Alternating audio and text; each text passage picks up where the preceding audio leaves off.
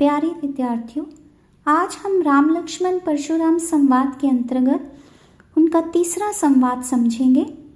आइए सबसे पहले संवाद का वाचन करते हैं। विहसी लखनऊ बोले मृदुवानी, अहो मुनीसु महाभट मानी, पुनि पुनि मोही देखाव कुठारू, चाहत उड़ावन फूंकी पहारू, इहाँ कुम्हड़ बतिया को नाही, जे तर्जनी देखी मरी जाही, देखी कुठारू सरासर बाना, मैं कछु कहा सहित अभिमाना, भृगुसुत समुझी जनेऊ विलोकी, जो कछु कहूँ सहो रिस रोकी, सुर महिसुर हरिजन अरुगाई, हमरे कुल इन पर न सुराई, बधे पापू अपकीर्ति हारे, मार तहु पाप परिये तुम्हारे, कोटि कुलिस सम वचन तुम्हारा, व्यर्थ धरहु धनुबान कुठारा, जो बिलोकी अनुचित कहेहु छमु महामुनि धीर, सुनी सरोष भृगुवंश मनी, बोले गिरा गंभीर। आइए सबसे पहले कठिन शब्दों के अर्थों को लिखते हैं।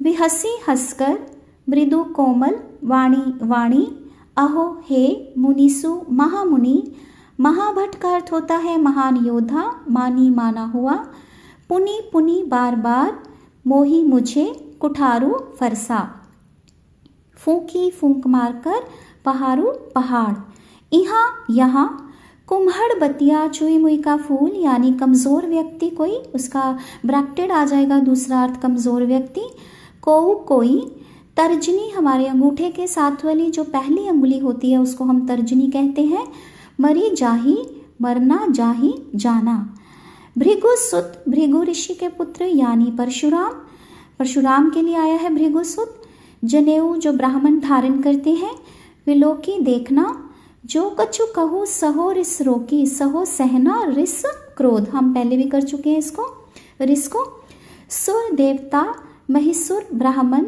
हरिजन हरि का भगवान का भक्त, अरु और गाय गाय, हमरे कुल इन पर न सुराई, सुराई का अर्थ होता है वीरता, बधे पापू, बधे वध करना, पाप अपकीर्ति अपयश हो गया, मारतहु मारना हो गया, पा परिये पा पड़ना, पैर पैर पकड़ना, कोटि करोड़ों, कुलिस वज्र के समान, सम समान, वचन तुम्हारे शब्द, व्यर्थ धरहु धनुबान कुठारा। तो जैसे ही दूसरे चौपाई में दूसरे संवाद में परशुराम जी ने कहा था ना अंत में कि मेरा फरसा इतना भयानक है कि गर्भ में पल रहे शिशु को भी नष्ट करने वाला है। तो ये सुनकर बिहसी लखनऊ, लक्ष्मण हंस दिए और कोमल वाणी में बोले, अहो मुनीस, हे महामुनि, हे महान योद्धा, आप बहुत जाने माने हैं, यानी हे मुनिवर आप बहुत जाने माने योद्धा हैं, अपने आप को समझते हैं। पुनि पुनि मोही दिखाव कुठारू, आप मुझे बार बार इस फरसे को दिखा रहे हैं, यानी इस फरसे को दिखाकर मुझे बार बार डरा रहे हैं। चाहत उड़ावन फूंकी पहाड़ू, ऐसा लगता है कि आप चाहते हैं, क्या चाहते हैं, ऐसा लगता है कि आप फूंक मारकर पहाड़ को उड़ाना चाहते हैं। देखो फूंक मारकर पहाड़ नहीं ना उड़ाया जा सकता, तो यहाँ पर पहाड़ कौन है, लक्ष्मण है।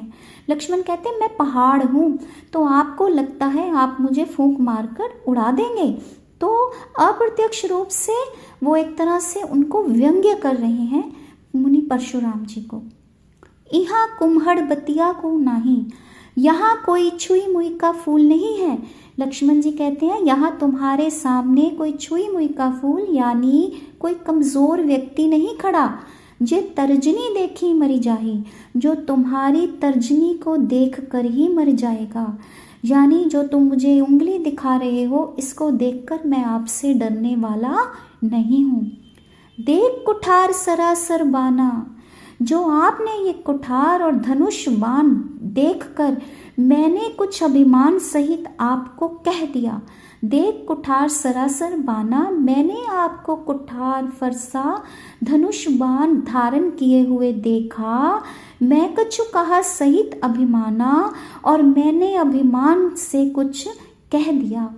भृगुसुत समुझी जनेऊ विलोकी, आपने जनेऊ धारण किया हुआ है। आप भृगु ऋषि के पुत्र हैं, इसीलिए इसको देखकर ही जो कुछ कहूँ सहो रिस रोकी। जो कुछ आपने कहा, जो कुछ भी आपने कहा, उसे मैंने अपने क्रोध को वश में कर कर सह लिया। अपने क्रोध को रोक कर सह लिया। क्यों सह लिया? क्योंकि मुझे लगा आप ब्राह्मण हैं इसलिए सहा। आपने जनेऊ धारण किया हुआ है, आप ब्राह्मण हैं इसलिए मैंने आपकी बातों को सह लिया। और आप भृगु ऋषि के पुत्र हैं इसलिए मैंने आपकी बातों को सह लिया। क्यों सह लिया आगे बताएंगे। सुर महिसुर हरिजन अरुगाई, देवता ब्राह्मण हरि का भक्त और गाय, हमरे कुल इन पर न सुराई। हमारे कुल की परंपरा है कि हम इन चारों पर अपनी वीरता नहीं दिखाते, कि हम इन चारों के साथ लड़ाई नहीं करते, युद्ध नहीं करते, इन पर अपनी वीरता नहीं दिखाते। बधे पापू, यदि हम इनका वध करते हैं तो हमें पाप लगता है। यदि हम इनसे हारते हैं तो हमारी अपकीर्ति यानी अपयश होता है, बदनामी होती है कि क्षत्रिय होकर हम हार गए। मारतहु पाप परिये तुम्हारी, आप मारे तो भी आपके पैर पड़ना चाहिए। यदि आप मारना भी चाहें तो मार दें, फिर भी मैं आपके पैर ही पड़ूंगा। क्यों? क्योंकि आप ब्राह्मण हैं और हमारे कुल की परंपरा क्या है कि ब्राह्मण पर वीरता नहीं दिखाई जाती, उनका सम्मान किया जाता है। कोटि कुलिस सम वचन तुम्हारा, अब फिर से उस पर व्यंग्य करते हुए लक्ष्मण जी परशुराम जी को कहते हैं, हे मुनिवर, आपके वचन, तुम्हारे वचन, आपके वचन करोड़ों वज्रों के समान हैं। वज्र क्या होता है? वज्र ऐसा कठोर प्रहार पड़ता है कि जिस पर पड़ता है सब कुछ टूट जाता है, तो हम कहते हैं वज्र बनकर गिर गया। तो तुम्हारे वचन करोड़ों वज्रों के समान, किसी को भी दुख देने वाले हैं। इतनी कठोर वाणी है तुम्हारी। व्यर्थ धरहु धनुबान कुठारा, आपने तो व्यर्थ ही धनुष बाण और कुल्हाड़े को, फरसे को धारण किया हुआ है। धनुष बाण और फरसा धारण किया जाता है दूसरों को सजा देने के लिए, दूसरों के साथ युद्ध करने के लिए। तो कहते तुम्हारे तो वचन ही इतने कठोर हैं कि वचनों के द्वारा ही तुम सामने वाले को मार दोगे। तो ये सब लक्ष्मण ने परशुराम जी को कहा। जो भी लोकी अनुचित कहे हो क्षमो महामुनि धीर, सुनी सरोष भृगुवंश मणि, बोले गिरा गंभीर।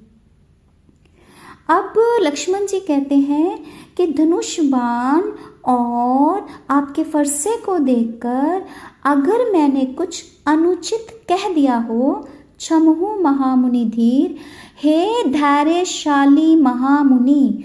धीर का अर्थ होता है धैर्यवान, जिसमें पेशेंस होती हैं। धैर्यशाली महामुनि क्षमहु, मुझे क्षमा कर दें। फिर से व्यंग्य कर दिया। धैर्यशाली महामुनि, अब परशुराम धैर्यशाली तो है ही नहीं थे, वो तो बहुत क्रोधी थे। हे धैर्यशाली महामुनि, मुझे क्षमा कर दें यदि मैंने आपके फरसे और धनुष बाण को देखकर आपको कुछ अनुचित कह दिया हो।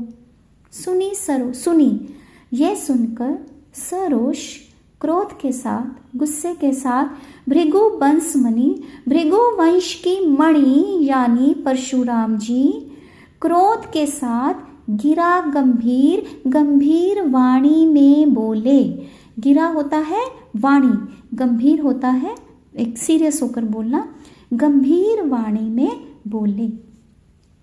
तो उम्मीद करती हूँ आपको ये संवाद समझ आ गया होगा। धन्यवाद।